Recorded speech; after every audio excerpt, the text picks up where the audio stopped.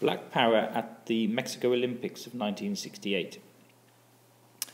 In many people's minds, the Freedom Marches and the Washington March in particular were a turning point in the story of civil rights in America.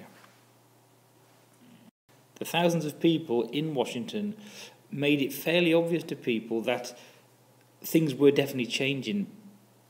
But one event in particular quite shocked people.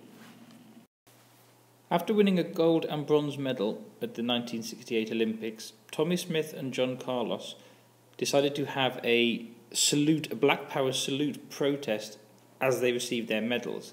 Now, the important thing about the Olympics is it's supposed to have nothing to do with politics. You're not allowed to wear slogans, you're not allowed to make a political statement. So this was against the rules.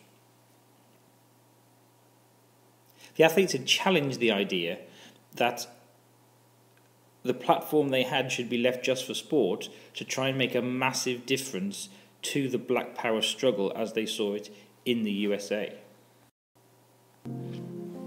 They didn't pull a Jordan at the 1968 Olympics and use their platform on the global stage to protect an endorsement deal. No. These guys had a point to make. As they walked to the platform, they took off their shoes and carried them to protest poverty in America. They wore beads to protest lynching, and John Carlos even unzipped his jacket, a violation of Olympic protocol, to represent, as he told me, his working buddies, black and white, back home in New York City. And in perhaps the most famous gesture in Olympic history, they raised their fists during the national anthem to show solidarity with the civil rights movement.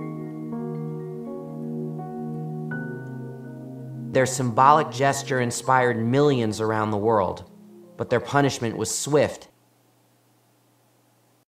After the Olympics was over, Smith and Carlos received death threats, were suspended by the team, but long term made a massive difference to the struggle for black equality in America.